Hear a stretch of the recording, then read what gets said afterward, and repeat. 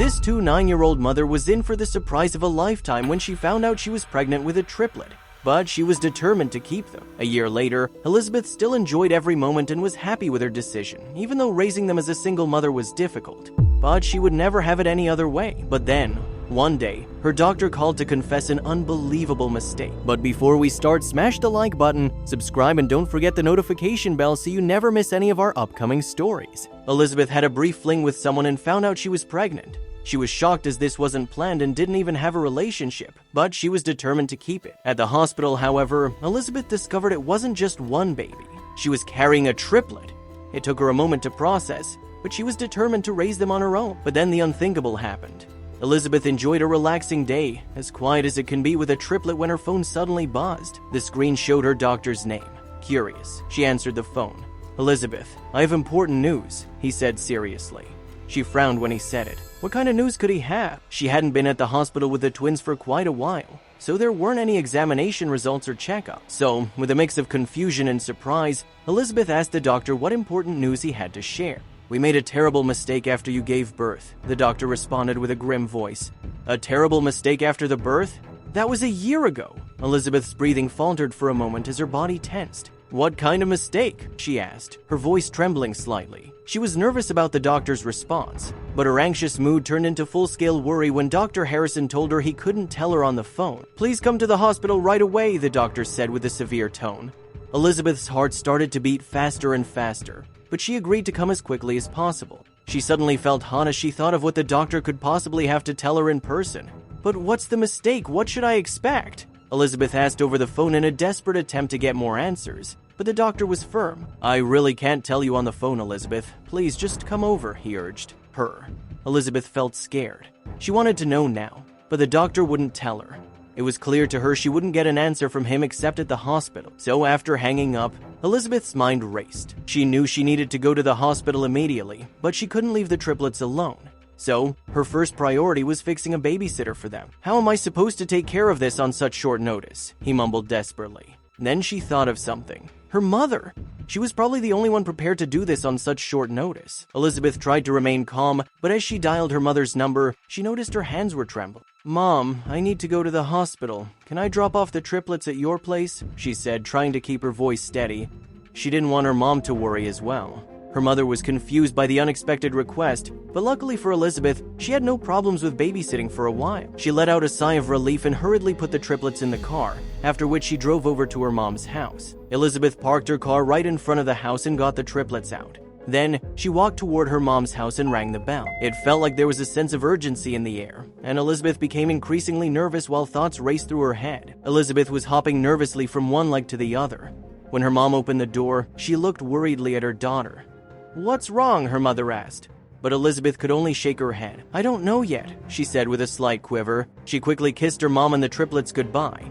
Then, she quickly hurried back to her car. She had to get to the hospital to find out what was going on. When she got in the car, Elizabeth took a moment to catch her breath and tried to hold back her tears. She looked at her mother's house and saw her mom standing in the doorway. Her mother waved at her and rode the 3 babies inside in the big stroller. Elizabeth let out a sigh and got on the road. And as soon as she did, her mind started racing again. What was going on? Now alone, Elizabeth was speeding and turned in the hospital's direction. Her mind was all over the place. What could be wrong? The question echoed through her mind.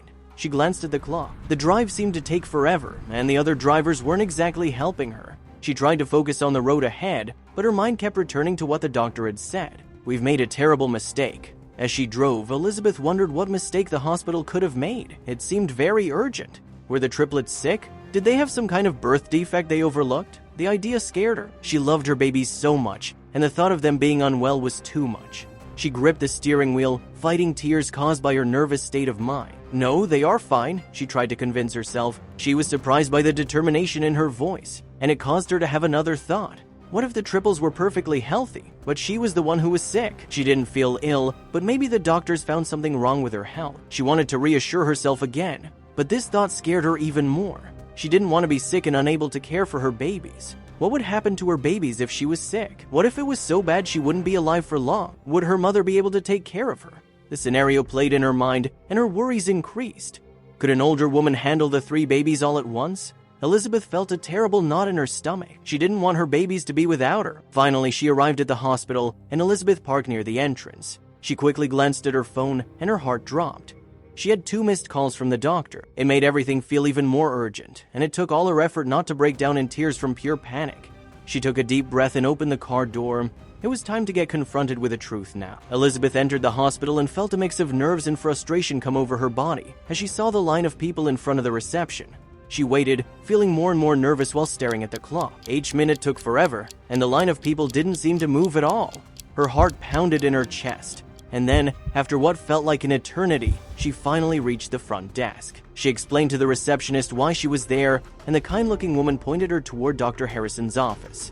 "It's room 304 on the 3rd floor," she said. In all her hurry, Elizabeth almost forgot to thank her as she started to walk toward the elevators. The elevator couldn't go up fast enough, and her heart pounded as she walked toward room 304. She took a deep breath. It was time to find out. As she turned a corner, Elizabeth saw an older man and woman sitting in the waiting room.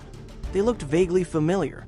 For a moment, her mind was distracted. Did she know these people, or was it her mind playing tricks? She shook her head. There was no time to think about them now. There were more important things to do. Then she saw the door of the doctor's office and quickly walked past the couple. The older couple didn't notice Elizabeth walk by as they were deep in conversation. Their brows were furrowed, and they looked worried.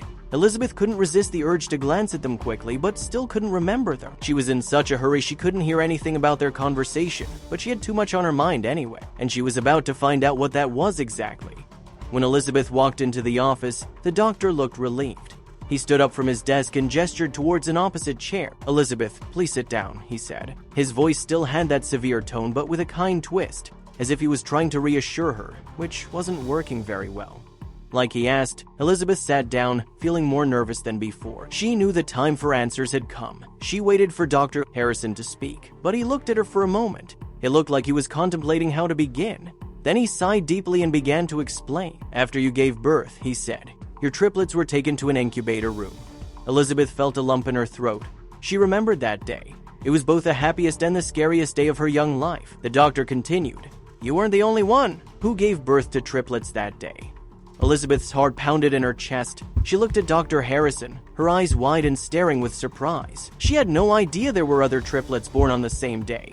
What were the odds? But this news also caused her mind to race again. Was this going where she thought it was going? Could it really be? It felt as if her heart would soon break her ribs. Elizabeth took a deep breath and gathered her courage. "What was the mistake?" she asked. Dr. Harrison sighed again. "Your triplets were mistakenly swapped," he said. Elizabeth felt her world spin. The thought had crossed her mind shortly, but it felt too unbelievable to be true. Had her babies been swapped? How could this happen? Where were they? Elizabeth stared at Dr. Harrison, trying to process what he had just told her. She was at a loss for words. Cautiously, the doctor continued explaining as he understood how this news was hard to grasp. The other woman, who also gave birth to triplets, disappeared from the hospital. She didn't want the babies and ran. Elizabeth's mind was spinning. How was it possible that she raised different babies than her own? Elizabeth grabbed her head with both her hands and tried to focus. The doctor was still talking to her, and she must hear every word of it. "While you were recovering, your babies were mistakenly given to an orphanage. The other triplets were taken to you." Elizabeth felt a lump in her throat. She'd been raising someone else's babies. Her own babies were in an orphanage. She couldn't believe it. "The older couple in the waiting room, Dr. Harrison continued, are the grandparents of the triplets you've been caring for. They want to know what happened to their daughter's babies." Elizabeth was surprised to hear this. She thought they looked familiar. Was this how she knew them? Did Elizabeth see them in the hospital the day she gave birth? She had been raising their grandchildren without knowing. Elizabeth felt a mix of guilt and anger, but soon, the anger became more and more prominent. "How could this have happened?" Elizabeth demanded, realizing she wasn't to blame, but the hospital was at fault. Dr. Harrison looked at her, his face full of regret. "We're doing everything we can to find out," he replied. Elizabeth felt a mix of anger, fear, and sadness. She couldn't believe this was happening to her. Her mind was flooding with questions. Elizabeth was overwhelmed and tried to process everything. But suddenly, her mind was clear. She looked at Dr. Harrison with a serious expression. "Where are my babies now?" she asked. Her voice was steady, but inside, Elizabeth felt absolutely miserable. The question suddenly popped into her mind. But she needed to know the answer. She needed to know if they were okay, and genuinely hoped the doctor had a definite answer. Dr. Harrison averted his gaze. He didn't want to look her in the eyes. That couldn't be a good sign, Elizabeth thought. "The orphanage took your babies," he said, "but I don't know what happened after that." His voice was full of guilt and sadness. Elizabeth felt her heart break. Her babies were out there somewhere. She didn't know where or if they were okay. A sense of loss kept coming back to her. Finally, the doctor managed to look at her. His eyes, like his voice, were full of guilt and regret. He suddenly grabbed a piece of paper and a pen and scribbled something down. "The people at the orphanage will know more," he said. He handed the paper to Elizabeth. It had a phone number on it. Elizabeth took it, her hand trembling. She knew she had to call that number. Still in a daze, Elizabeth stood up and left the office. There was nothing the hospital could do anymore. As she walked out, Elizabeth saw the older couple. They were still deep in conversation. Elizabeth stood silently and stared at them for a while as a tear ran down her face. I was raising their grandchildren, she thought. Her own babies were somewhere out there, who knows where. The situation felt so unreal. Before she knew it, Elizabeth moved toward the older couple. "I'm so sorry," she told the grandparents. Her voice was shaky but sincere. "I want to help make this right, but first, I need to find out what happened to my triplets." The couple nodded understandably and didn't blame her for one bit. Elizabeth felt determined and would do whatever it took to find her babies and make things right again. Elizabeth left the hospital overwhelmed and called her mother, breaking down as she explained everything. Her mother was shocked but supportive, urging her to contact the orphanage and promising to care for the triplets. Encouraged, Elizabeth dialed the number Doc Harrison had given her. A man answered, and Elizabeth immediately asked where her babies were. He gently confirmed he knew who she was and explained that he was the one who had contacted the doctor. He asked her to come to the orphanage in person, and she agreed. Elizabeth drove there at once. At the entrance, she was met by Mr. Thomas, the head of the orphanage. He told her he had discovered the mistake. Because receiving triplets was unusual, he reviewed their paperwork closely and found inconsistencies suggesting a hospital mix-up. After gathering proof, he contacted the hospital, giving Elizabeth real hope. Hope-filled Elizabeth then vanished as fear struck her.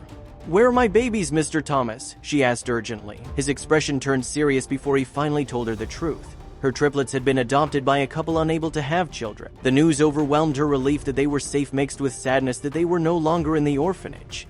Mr. Thomas explained he had already contacted the hospital to correct the mistake. When Elizabeth asked if she needed a lawyer, he assured her he had a plan and hoped to resolve everything without court. She agreed to let him speak to the adoptive parents first. Days later, he finally called. The parents had agreed to meet her. Standing at their doorstep, Elizabeth felt her nerves tightening. She knocked, and the couple greeted her warmly. As they talked, the tension eased. But the real purpose of her visit remained a difficult truth still waiting to be addressed. Elizabeth gathered her courage and told the adoptive parents she had spoken with the grandparents and that they had created a careful plan. With a steady voice, she revealed her deepest wish. She wanted her biological triplets back. Then she presented the proposal, a trade between the two sets of triplets.